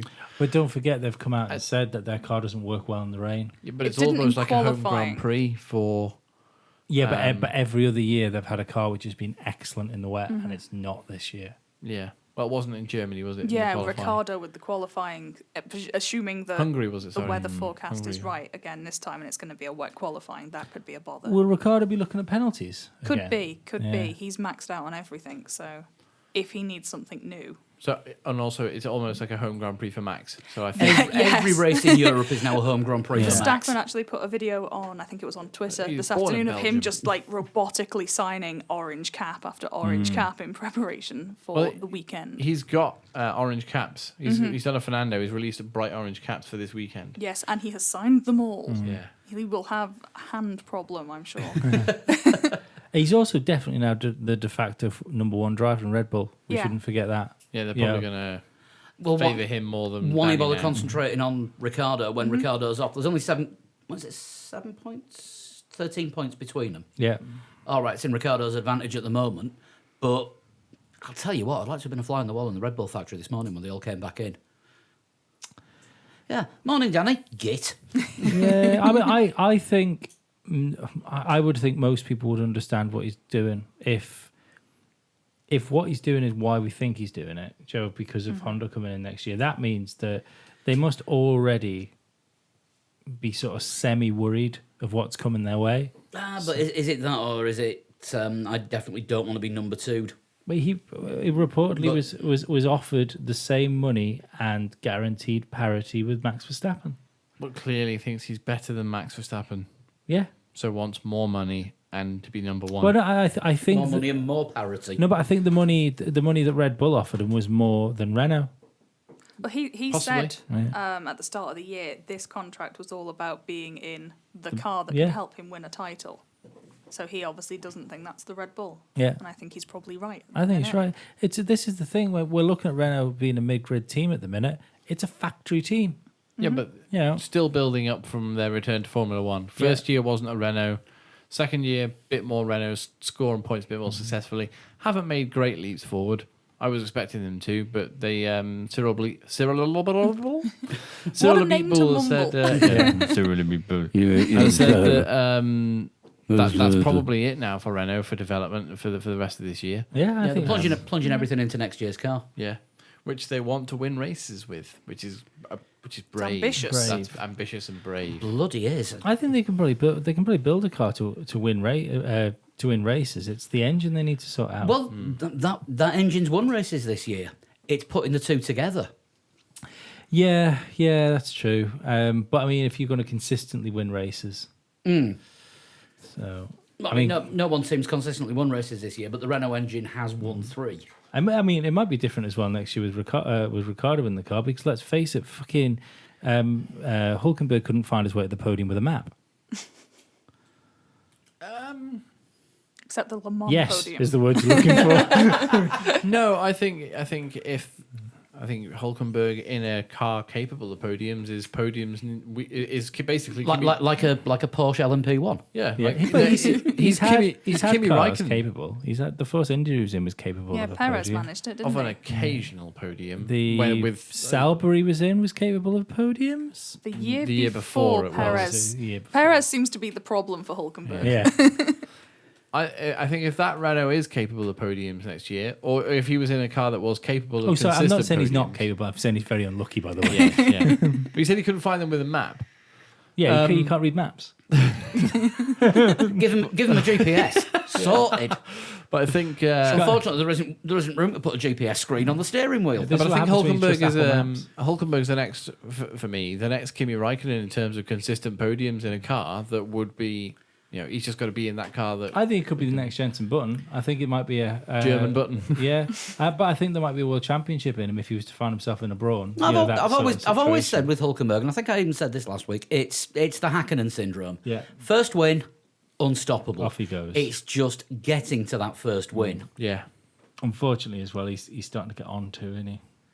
How old is he now? I think I want to he's say 30. 32 rings a bell. So is he the same age as Ricardo? He's older than Ricardo. Yeah, because He Ricardo's was- 32, isn't he? No, He's 29. Ricardo's just turned 29. Oh, He was is he? he was 31 yesterday. Was he now? Happy birthday for Sunday, Nico Hulkenberg. Oh wow! Happy birthday! I thought he was older than that actually, because I thought Ricardo was older than he is. Well, you see that's. I thought Ricardo was already in his 30s. No, so he's that, younger than me. Well, that means moving to Renault is a perfect. He's got time. He's got time Yeah. to let Renault sort themselves out for I think it's 2021. because you think he's quite a bit older than Verstappen. because he's been there for a while Yeah. as well. Yeah, Verstappen, as we were saying earlier, Yeah, 21 Verstappen is in deceptively October. young, yes. yeah, that's crazy, isn't it? Crazy. Fifth season in Formula One He next might year. actually be able to have an alcohol if he gets on the podium in Texas this year. Yes. Wow. Just nips over the border to Mexico, does the celebrations there, and then comes back to Austin. So, are we going to do our predictions? Yeah, let's do that. Yeah. Let us do our top threes. I'm going to start with Dan's. He sent them in earlier Well done, Dan. Yeah, you don't fuck from- around with this, do you? from a mystery location. You notice how some of us were away at the weekend. Bumped into Dan and Mrs. Dan while we were there. Oh, we can't say Mrs. Dan's name at the moment, can we? No, we're not allowed to talk about her on this one. If you're listening, hi Becky. She won't be listening. No, she won't. I'm the fucking perfect person for this because I'd already forgotten a name. And they were coming back a day later than us. And coincidentally, this morning at Gatwick Airport, all the flight information screens broke down. It was Dan. Also, Dan was in Italy when that bridge went down. That It was probably it was in a wasn't different Dan. part of Italy. So he says. Yeah. You say There was some- Dan killed a load of people by taking a bridge I'm down? saying he killed probably somebody important. Oh, right. And then the rest of collateral damage. And for legal reasons, that never happened. No. Can't make an omelette without breaking some ham. What? Remind me never to come round when you're cooking omelettes. You ever had a ham omelette? Well, got to break the ham to say, make the you've omelette. had yeah, ham you do break that. Right, Dan is going for a Vettel win, Raikkonen second, Hamilton third. Which lends itself to the Ferrari Yeah, thing we've interesting. been discussing. It's almost like he's in the room. Lee, you look like you're ready to give your... I'm going to go for... Nothing yet. I'll finish typing in Dan's. You've got Dan's written down already. I know, but I'm doing one. I'm doing one notepad. Just for the because whole you thing. love spreadsheets doesn't I'm mean doing we this. have to I'm doing wait. this on Notepad. Oh, God, he's migrated everybody. Lee, carry on. Hamilton, Broken ham. broken ham. No, Presumably not if he's no, winning. on form ham. Hamilton, Honey roast that. Vettel, Magnussen. Ooh. Whoa. Crazy. Who's going to go next? I'll go next if we're kind of working round. I was also going to go Hamilton and Vettel, but I was going to go for a more conservative Raikkonen third. Okay, Chris. Hamilton, Vettel, Bottas. And I'd like to change mine to Kimmy. Kimmy third. I'm not brave enough. Not brave enough.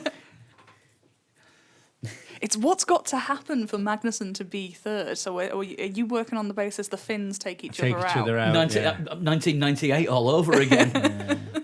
Depends on wet as well, doesn't And it? Ricardo Rosset fourth.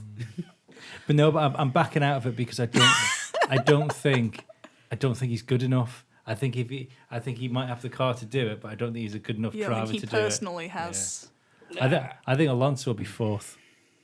Okay. I'm going to go for Vettel, Hamilton, and Raikkonen in that order. So let us know what you think about your predictions. Drop us a tweet at 3 Legs 4 Wheels, and we'll see how all these shape up Sunday afternoon. Yes. Heroes and villains. Hero. Wet weather at some point during the weekend. Villain. Whoever bins it at Eau Rouge So Grosjean. during qualifying and makes me wait for hours for qualifying to restart.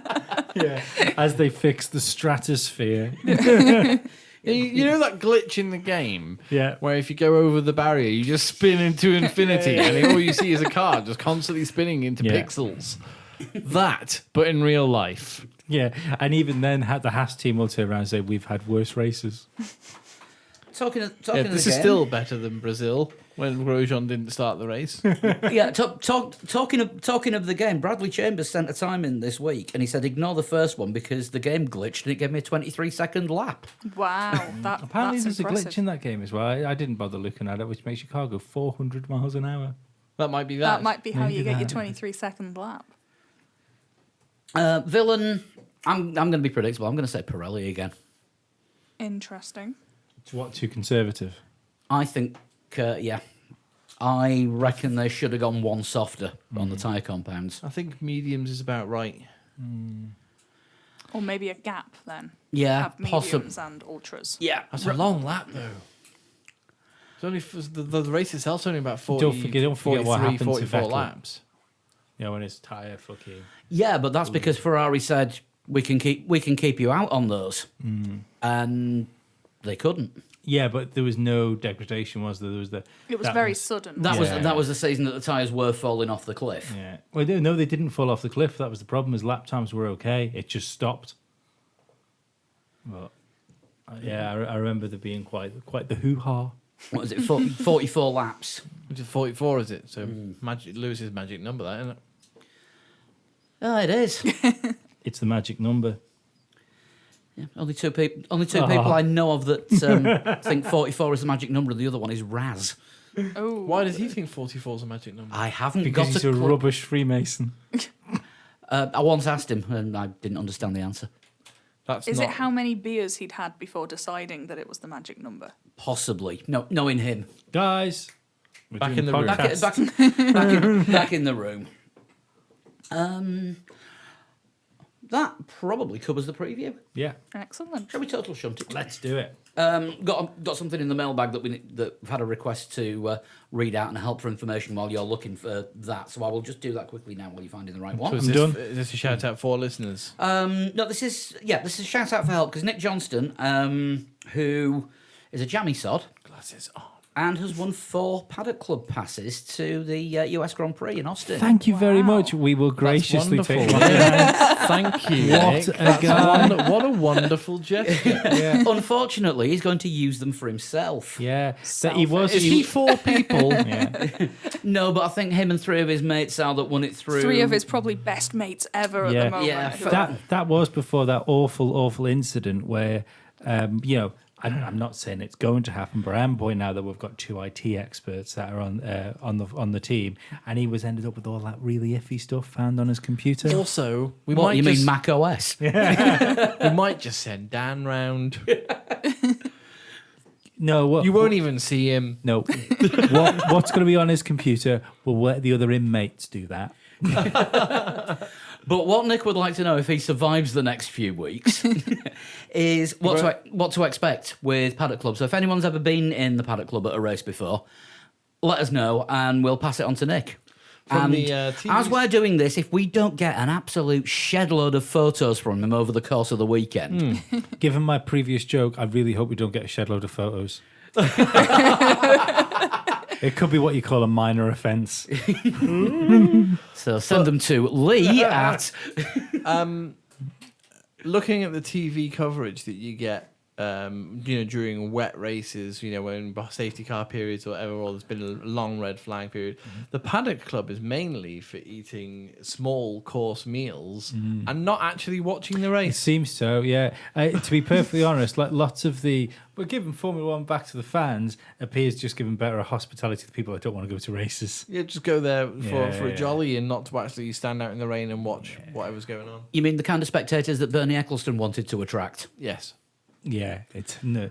I'm The sure more things change, the more they stay the same. I'm sure it's wonderful, and I'm sure these people that you see on TV sometimes are people who've been to thousands of races. Also, we haven't had the thousands. I bet they're race not. yet. I bet most of those people that are in the Paddock Club are just people that get complimentary tickets given to them by the bank that's bought fucking hundreds, and Oh, I know- they just happen to go to Yeah, one. they work know for the a sponsor. Ferrari. or- I know the Ferraris. Michael Schumacher still driving for them. Yeah.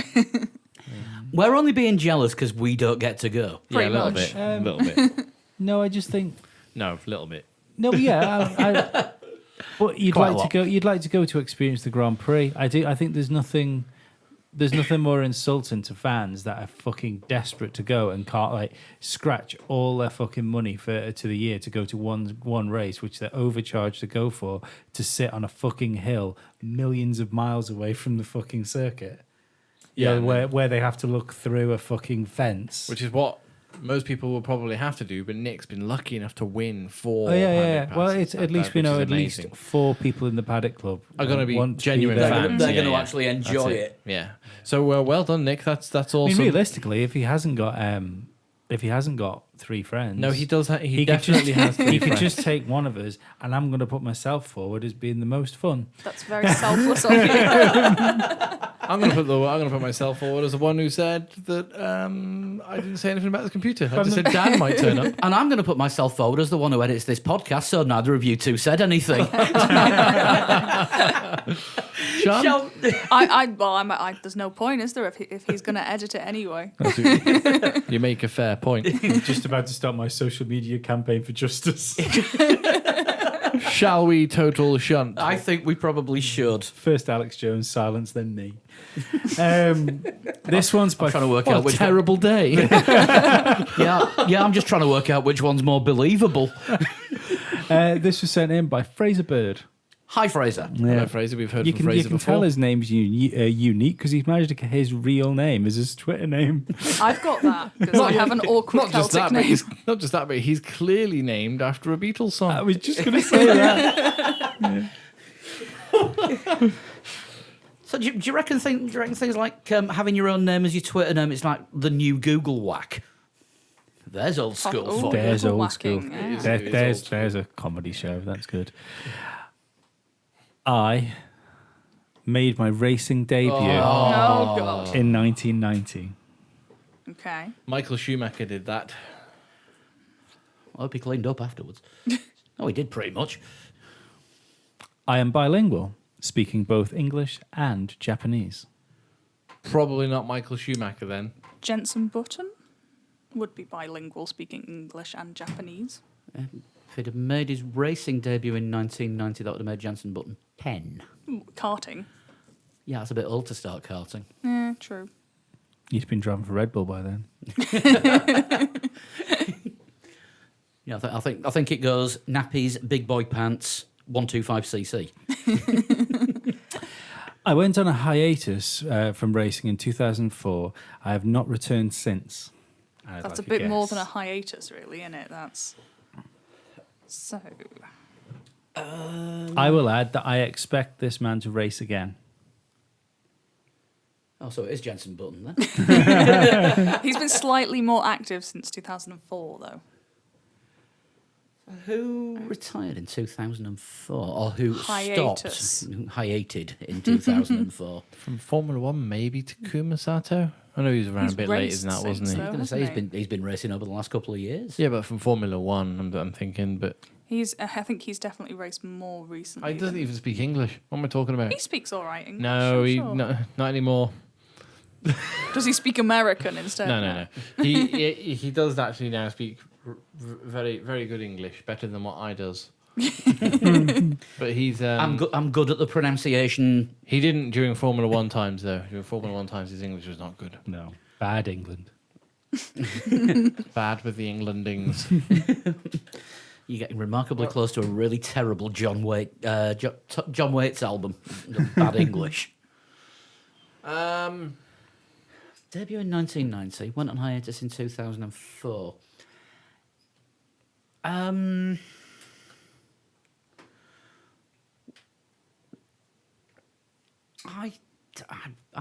struggling. I'm a bit stuck on this. What was Michelin's last year in F1? Ooh. We've had Michelin. We've had the Michelin man before. Michelin, surely he would speak French. That's true. You would assume. Bridgestone. No, Bridgestone were more They recent. were more recent than that. They were immediately before Pirelli, weren't they? Which was 2009. Yeah. We've never had to do this before. Would you like to bank your guess and do two guesses and say soon? If this is now an If option, that's an option, if that's I an didn't option, know. I am didn't know taking- that I was am in the taking you rules. up on that one. Yeah. How about Mugen Honda? Or as they used to be on the Jords. Yeah. Because it used to always say Jordan Mugen. I want to say Mugen's been involved a little bit more recently than 2004, but I could be wrong. Okay. Which Yeah. one are we going for? Or are we Bank. banking? You want to Bank. go with We'll that? bank Well, it. bank. I earned myself the reputation of punching others and getting myself into fights. I think this is probably not Mugen. No. Eddie Irvine was fighty. Does he speak Japanese? Does he speak English?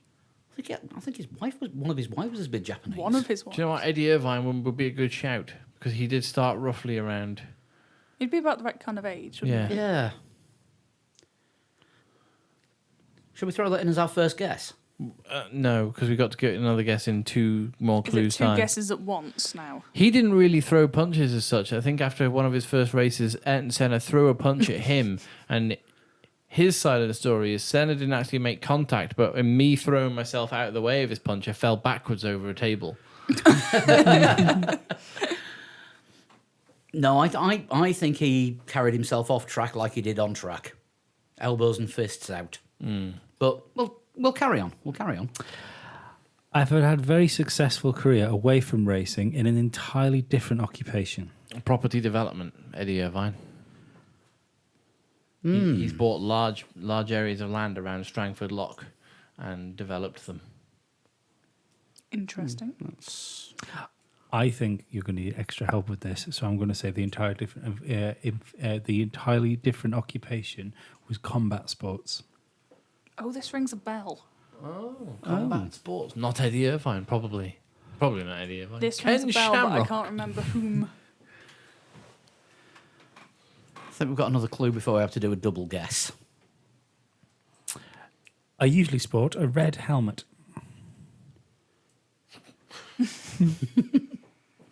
All right. For Flood's benefit, sport a red helmet. I'm sure we had helmet about this time last week as well. I beg your pardon. Sure we didn't. Sean, you're female and you're speaking to the internet. You can't say things like that. Some poor guy in his basement now is ripping himself apart. Jesus. Mom, I need more tissues. No, I don't want me tea.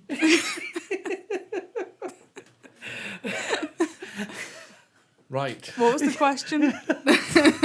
Red helmet.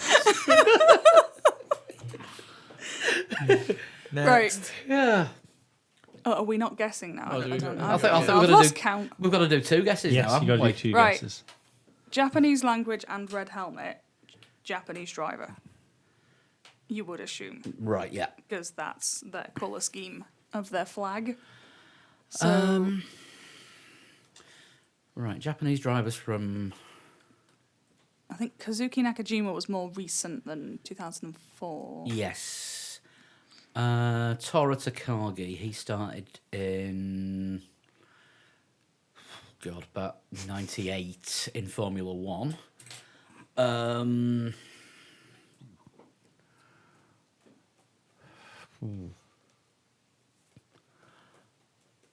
I've got nothing. Oh, Ralph Furman. Yeah, popped up for one season at Jordan, was bloody useless. Well, it was late 90s, wasn't that? Rather than 2004? Or was he arriving in something until He was in one of the last couple of seasons at Jordan. Tell you what, you know your Formula One career's got to go bad when you got to take up prize fighting instead. He got because he got replaced by Doorknobs and Tiago Montero. Robert Doorknobs. Tiago Montero, who apparently has now got 98% of his vision back after his concussion.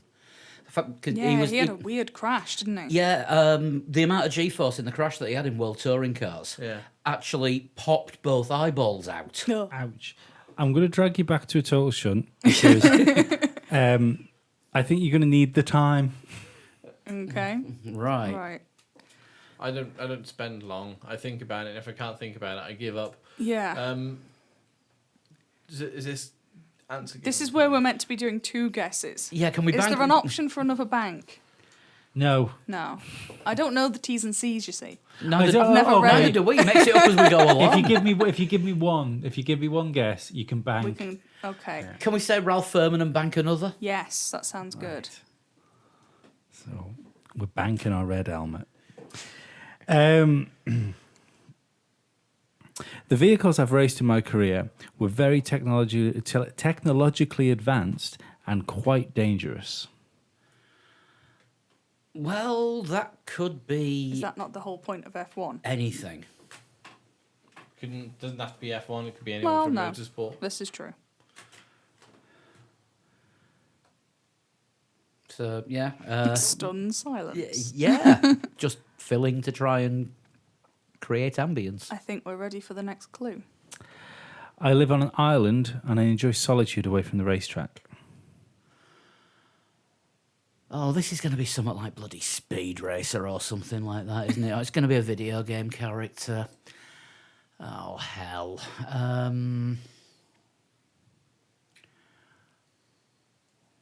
Live on an island. Hang on, when did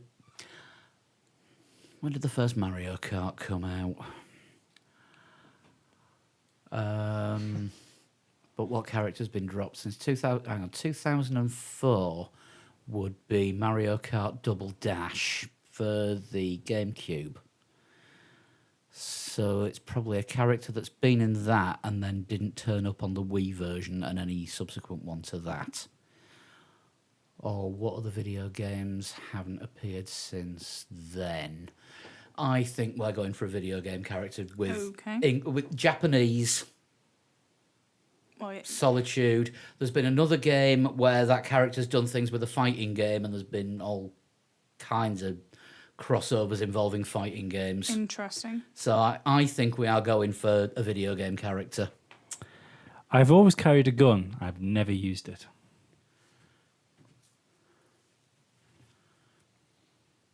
Columbo.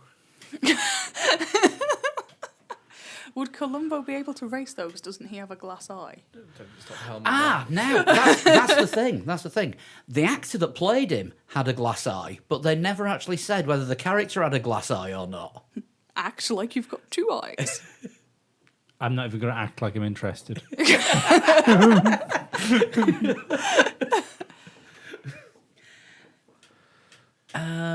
Always carried a gun but never used it.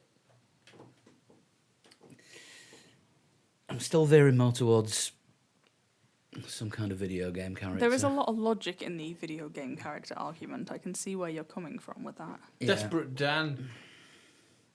Hmm? Desperate Dan never used his gun. He didn't. Ate a lot of pies. Yeah. Has he ever been in a racing game? Dunno. Fair enough. Beano racing? Dandy racing? Last clue. Well, I mean, they made a Okay. South Park racing game in early noughties. I have a strong association with a kind of bird.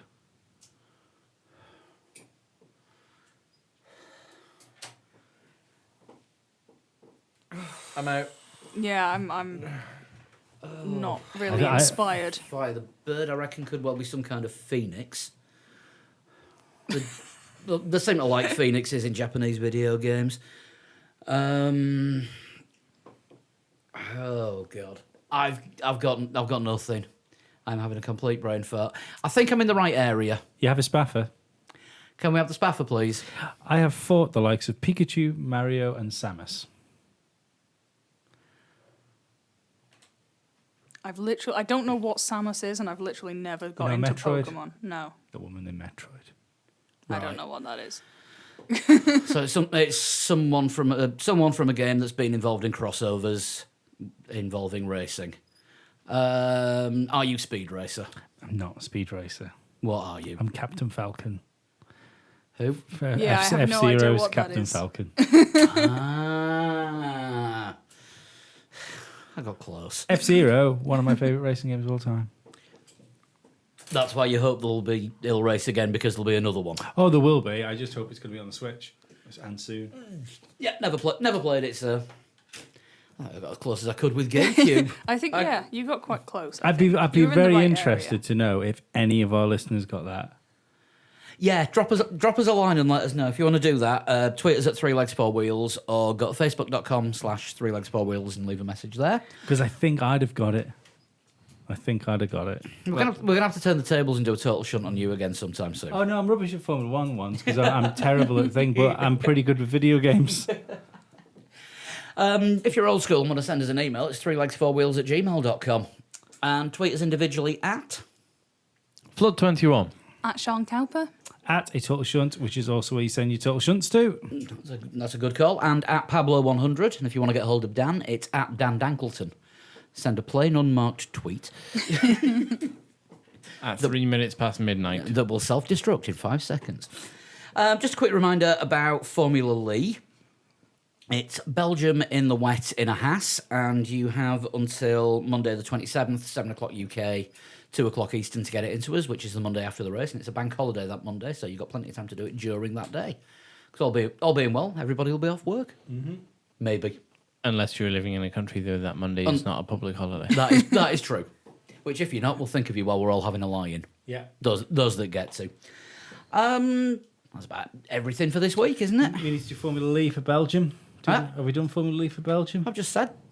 What do you think I've just been talking about? Saying Belgium in the wet in a Haas, and you've got until next week to do it. Yeah. And Mondays. Did we pick that last week? Yeah. Yes, you All did. right, I can't remember. Yeah, you picked it last. You picked it last week. Shows Still how- another week to go, Lee. Shows how much I want to play the old game, doesn't it? Yeah. And we'll be sticking a poll on the Facebook page and on Twitter very soon about when to start with F1 2018. Yeah. Because that comes out this Friday. Yeah. So get your pre-orders for it in now. Extra vintage cars in this year's.